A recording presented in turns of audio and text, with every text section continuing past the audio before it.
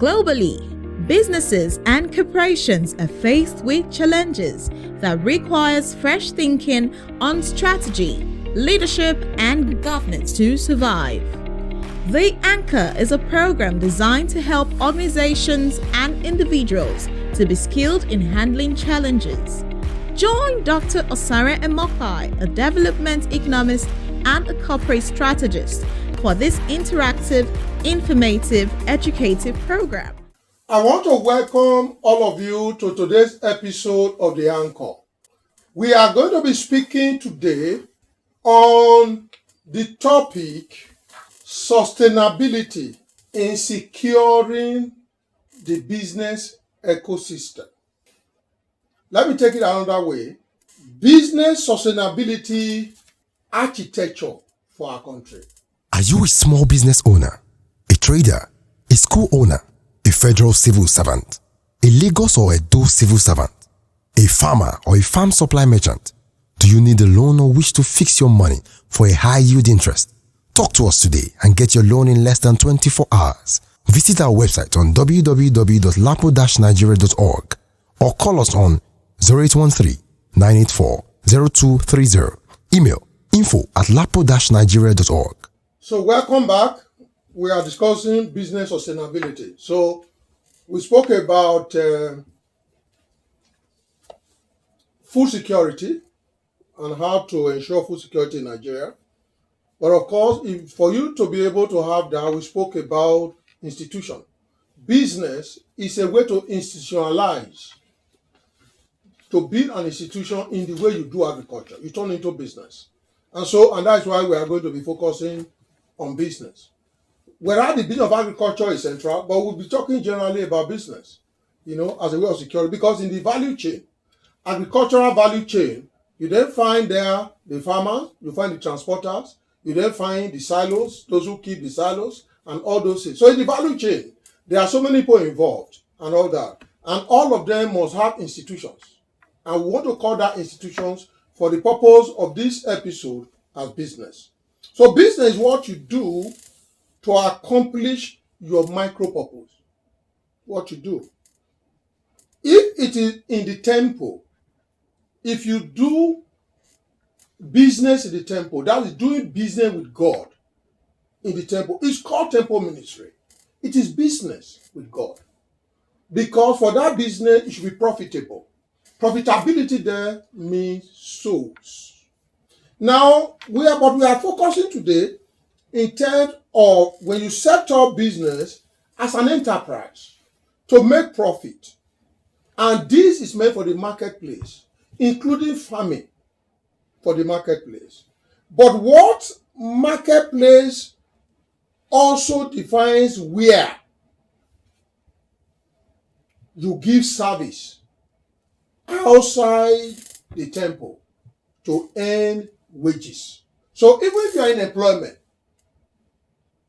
and in agriculture, you are in employment in a storage facility, you are in employment as a driver of train, you are still in the marketplace and you are expected to contribute to value creation, a component of which is called profit. So here we'll be focusing on setting up new businesses to help in the process as owners and co-owners designed to make profit. Let me give a few before I invite the two co-panelists with me today. Give you a few statistics. Most new businesses die within 5 years of existence. Actually, in Nigeria, at least 60% of the business set up in Nigeria, at least 60, they die within 5 years. And within 10 years, you only have 4% left. About 96% of all businesses you set up in Nigeria, in the SMEs subsector, they all die within 10 years. Only about 4 or 5% is left. And this very failure is more in transportation. So, and we then see transportation within the value chain of agriculture. Is it transportation? It's in logistics. you find that logistics and transportation, they are very core to our food security. And so if businesses all fail, 96% fail within 10 years, that is a problem for sustainable food security in Nigeria. And that is why today we're going to be discussing that issue. So the now 5% or 4%, why are they able to grow and thrive? Are there no lessons we can learn from them that can ensure that others also survive? So that this issue of 96-95% dead in 10 years, that we can actually increase. Rather, you reverse it, that 96% actually survive. Because it's important for food security. So, and this is the point I want to, why is it that these businesses actually die? Mr. Sosa, I want your intervention here. Why is it that it's so high? That 96%, by the statistics, 95-96% of businesses die, whether they are in agriculture, transportation, or whatever, within 10 years of start. One of them may be, and really would be, people not do a kind of research before going to the business they go into. It's like, oh, I just see people doing hairdressing, I want to start hairdressing. Even if I have learned it, I should know that there are sometimes I may not be able to be there. I may need somebody. So things have to put in place. You study the kind of business you are going into. Is it business you can do alone without involving another person? Another thing will be those who are supposed to, let me say the government again, in a business where we need electricity. Is it the hospital? Is it the hairdressing I said? If you don't have those assistants, there's going to be problem because you'll be spending more for diesel, the generator repairs, and the rest of them. That is studying the kind of business you want to go into. Another one would be, do you have somebody you go to from time to time to brief? This is how I have gone, and then the person will also, in a kind of mentor you, counsel you on certain things, and in the process will let you know this is the high, this is when this business is booming, and this the low season, that kind of a thing. Another thing is we shouldn't don't do everything and say my own business. Yes, it's your own, maybe because you are the major shareholder. Try and get people who will also have a kind of ownership, even when they don't have shares. The way you treat them, they take ownership of the business. That when you are not there, they treat the business as if you are there. I just want to stop here so that. Thank you very much. Those are very, very germane, contributions. Mr. Chebepina. Yes, sir. Thank you, sir. Another thing, adding to that, lacking uniqueness. Just wanting to be okay. This is, like Madam said, this is the business people are going to now, and I'm also going in there. What is your uniqueness? In the marketing pillars, we talk about your unique selling proposition. What makes you unique? What stands you out in the midst of all the competition? And once you're able to identify or define your uniqueness, it's a driver. It drives you on to ensure that no matter come the rain, come the sun, you are in there because you have a unique. You have something specific that you are delivering to the market out there, or to the people who needs your market.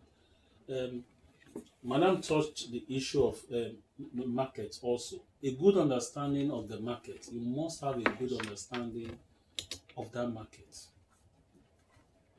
Like you said, there's a low, there is season. Bible also mentioned it.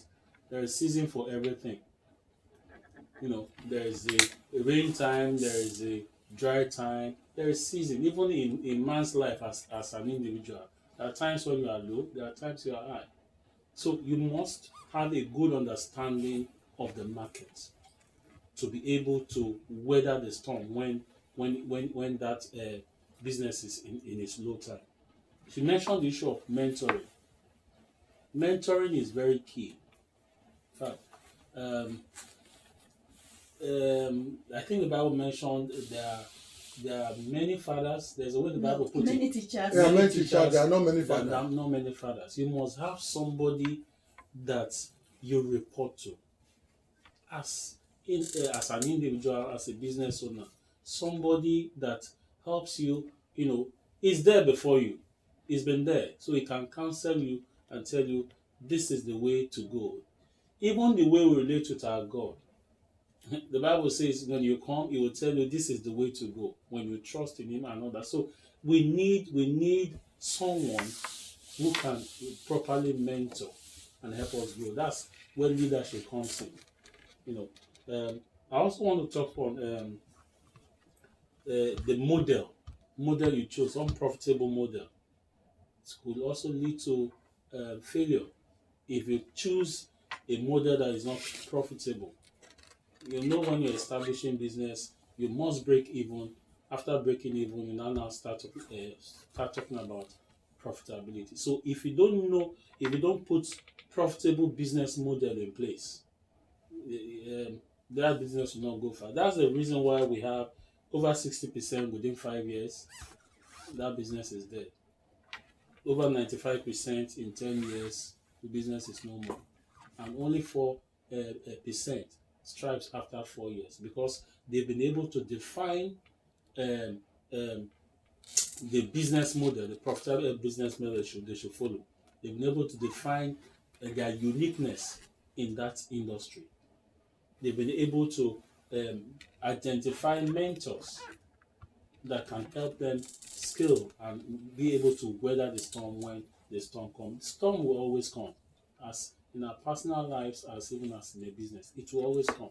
It's something it's even part of, we should say as part of the business, we say as part of life. But what do you do when those storm comes? Jesus was in a boat, and the anchor in that boat, I think in Mark chapter 4, he was the anchor.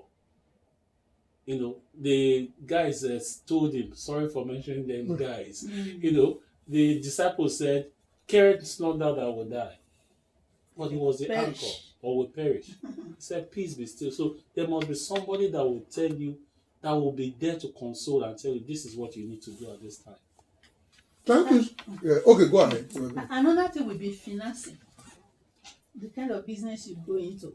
How much have you saved to start the business, and then do you have intervention, foreseeable intervention to support the business?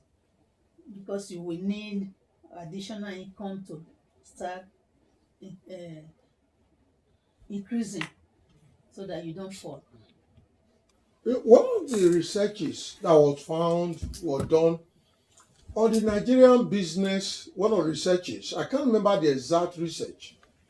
It was shown that on a per capita basis, that the people from the East, specifically the Igbos, tend to have a higher per capita income than other business people in other parts of the country.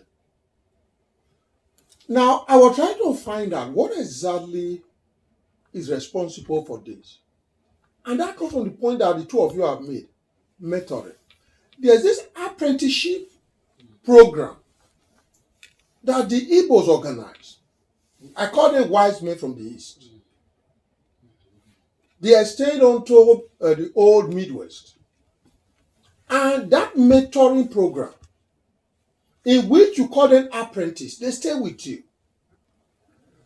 And they study, they work for you. While working for you, they are also studying. They are also studying. If you check the life of Jacob, it was like that. While they are working for you, they are studying. They are being mentored. They are being trained. And after the period of mentoring, they said they do freedom. What freedom means is that you have been trained enough now to be on your own. But should you have any challenge, still come to me for counsel. And so you find that so many businesses don't try because they have no mentor. Or they also choose not to even go under mentoring. Mentoring requires humility. So many people don't want to. And that's also what I found. Do you know exactly what is happening in business is what is happening in ministry? What is happening in ministry? I was extremely delighted when a big minister of God was speaking, very big minister of God was speaking at the 60th anniversary of Reverend Aboyeji. And he said he knew him at Ilorin when he went to inaugurate another ministry. What is his own ministry? And then mentoring that ministry. That's how he met him for the first time. How many ministers actually present themselves for mentoring? So, and the way in which God also works even with ministries is this.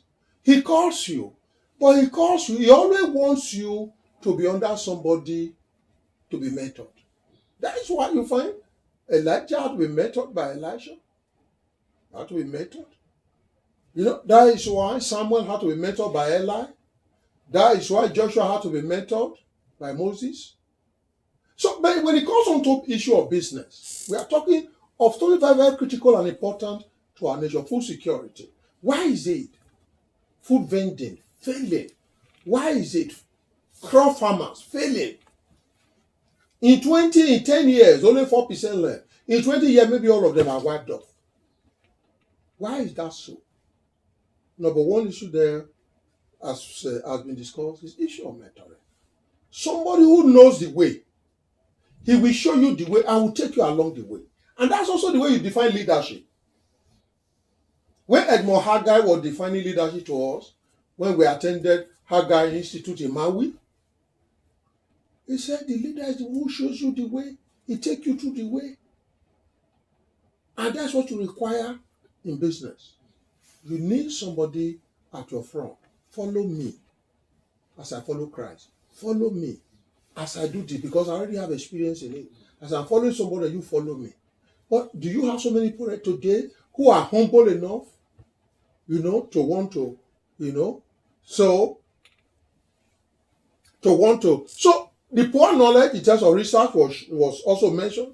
Capital and cash flow was mentioned, and responsible why they fail. Poor management was mentioned. Poor management, lack of internal control, poor financial literacy. Okay, poor financial literacy.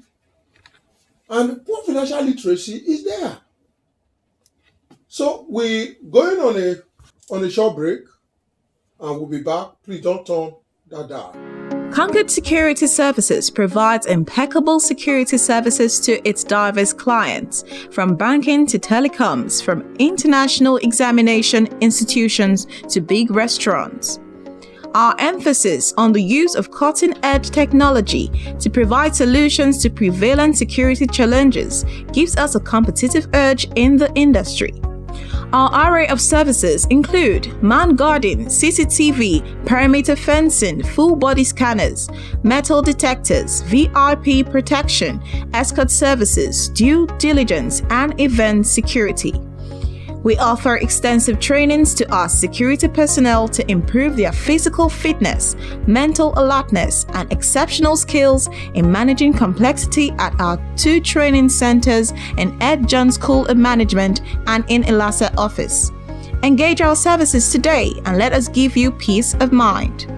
Concord Security and Protocol Services Limited is located at 25 Abiyakuta Street off Beliat Bus Stop, Ilasamaja, Oshodi, Apapa Expressway, Lagos. Telephone 0805-690-8568 or 0805-119-9931. Send a mail to info@concordsecurityng.com or visit our website at www.concordsecurityng.com.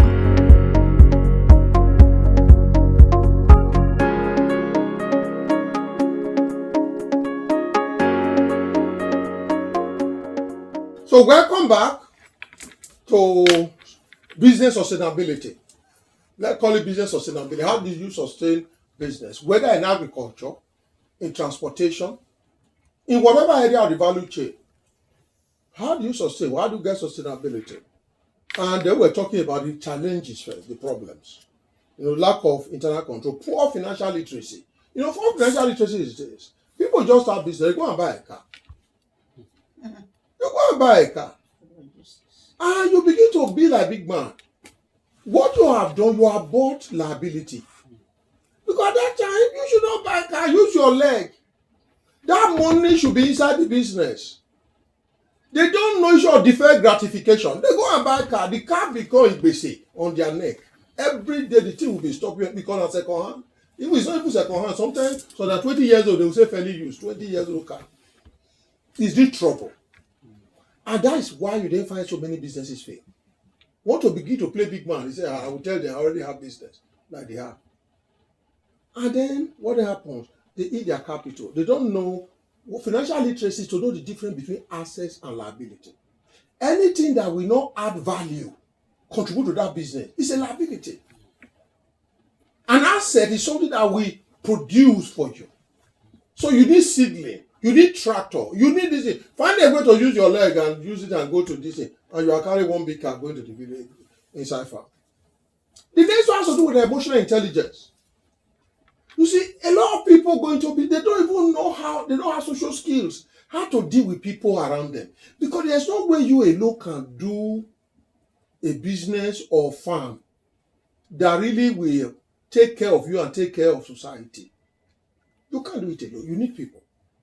And so to need people, teamwork is required. How do you deal with them? Oh, you go around some people, nobody wants to work with them. Everybody's only running away. Some people, you see them, they are magnetic. What is it? They have social skills. They have emotional intelligence. You see, emotional intelligence, when it is researched, there is something that has to do with how do you hold yourself? Do you really understand yourself? Because you need to first be able to understand yourself for you to be emotionally aware about who you are and how you can relate with other people in a way that they can actually share in your vision. So don't find that in this journey, you can go fast alone, but if you want to go far, you need others. How do you handle that issue? There's also this matter in entrepreneurship. People don't seem to understand. You see, and they get rich quick. The Bible says, those who use deceitful skill, their prosperity is just for a season. And when you talk about prosperity, it's actually talking about financial prosperity. It's just for a season. It doesn't last. So don't use deceitful scale, use deceitful weight in measurement. They can get it quick. They can cheat others. But more often than not, it is not sustainable. It cannot go beyond that generation. It cannot go beyond that generation. The other thing that people do not also understand, that there is the God factor. There is the God factor. Because there is grace for entrepreneurship. There is grace for followership. There is a grace for every single human being. There is some grace. Some people call it luck. Some people call it that your own, we don't even understand. Your own is always so easy with you. That is grace. But people don't know how to put a word to it. Those who are not of faith, they don't know that it is grace. So if you don't have grace for entrepreneurship, because I found that over the years, I started working in 1974. And working now in the big scale, from 1981. Big scale, in multinational. And what I found over the years is that you find so many people who started businesses, they fail, they come back, they're looking for employment. And I was in a position to help them get jobs. It was not that people were not brilliant. It wasn't that they were dumb. It wasn't that they were. What exactly was responsible? When you give them assignment, they do it well. What exactly was there is that they really were not called into that business. So they did not receive the grace for it. So you see, the God factor is so important, and people don't recognize it. So consequently, for businesses to thrive, you need mentoring, you need diligence, you need teamwork, team building. As Mother was saying, building institution, making sure the organization can outlive you. It's like I said about our organization. The way it is today, and that is why one can travel, you are not there, the business, because you'll be able to build institution. Don't build it around yourself. For instance, we had a friend who built his own business. Very big, was much bigger than our own, around himself. When he was not available, the business collapsed. Because he didn't build an institution. He built around strong man. And also, you must never put all your eggs in one basket. When you're doing business, you never put your eggs in one basket. And that is why we tend to encourage people to have multiple income streams. In other words, if you look at the very successful businesses around the world, they don't have only one product. Not only one. When I worked for Unilever, they had over 100 products. If you go to Dangote today, you must have over 50 products. Why is it that they do so? You think they just do it because they don't have anything to do? No. Don't put your eggs in one basket. So, they have multiple income streams. They know how to handle customers. And like Madam said, they save for the rainy day. Don't eat the money, everything you have today. For instance, income that we had last month, we had to save. Every month we save as a discipline in our organization. You must always save. Well, there are people who don't. They don't save. Maybe they do whatever in their businesses. And of course, innovation. Now, before we close, I want Madam to come in to intervene. Are there some additional thoughts for businesses to be sustainable, in our environment? No, especially in the area of buying a car, when you can't really maintain that car and maintain the business. Someone might say, "Oh, if I go to a client, if I don't go with a car, the client won't have respect for me." You can hire a car. Hire any kind of car, even if it's Lexus today, you can hire. Use it for that business, except you are using that car every day for your business. If the business does not require you to use the car every day, hire a car for a particular season. Even for transportation of goods, you can just hire for that day. And the rest of the day, you are not paying for the car. And so you hire the car, you hire the driver. That will save you a lot of stress of the monthly maintenance and payment for the staff. I think that's... Thank you. So just a quick one, because we are closing now. Just a quick one. Can you just add something quickly? I just want to say they need to be in touch with the needs of the customers.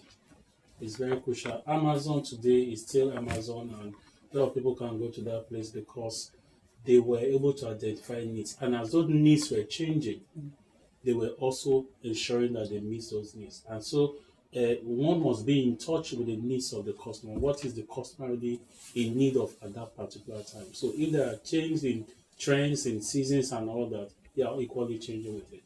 In addition to all this you are doing, you need a life of prayer. Be prayerful. You need a life of obedience to the voice of the Holy Spirit. But sometimes we speak to you, and sometimes people are very stubborn. They're going to go into areas where they are not called. So we need prayer, we need obedience. We also need to be liberal in our soul, in terms of giving to people around us, and also giving to a worthy cause. Those are very important, and you then need, in addition, good friends. If you are good friends that add value, not friends who gossip, not friends who waste your time, friends who can add value to your life. When you have those friends, you find the journey in entrepreneurship, in sustaining business, whether in agriculture or anywhere, that journey will be smooth for you. Even when you get to bonds, those friends will help you. That is where we bring this episode to a close today. We want to thank every one of you who have been a part of this show. We want to thank Madam Ms. Osai Mokpai for those interventions. Mr. Ebitebepin, I want to thank you for the insights. And we want to thank our crew, the cameramen, the directors, and I want to thank every one of you for making this possible. Now, as we leave you, wherever you are, you can actually make a difference in your work. Don't throw up your hands and say, I can't do anything. Everyone has something to do to make our world a better place. I want to thank you, everyone, and bye-bye.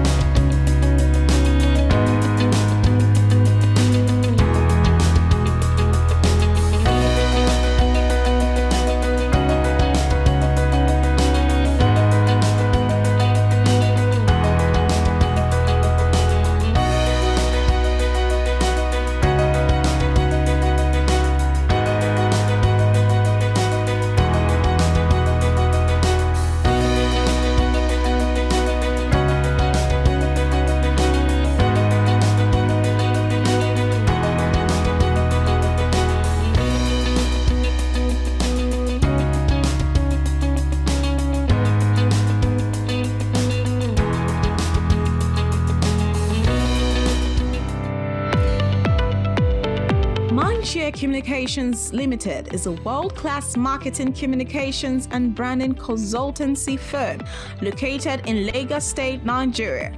We offer a wide array of consultancy and promotional services to corporate businesses and firms. Our services include strategic marketing activities, public relations, advertising, social media management, digital marketing, web development, brand development, marketing activation, strategic branding, market intelligence activities, and telecoms, ranging from CUG management to airtime vending. Call Mindshare Communications today to help you achieve your goals. For further information, please contact Abiola on 0807 739 0974. Send a mail to info@mindsharelimited.com or visit our website at www.mindsharelimited.com. Address 184A Kaduna Road, Crystal Estate, and Muwadafi Estate, Lagos.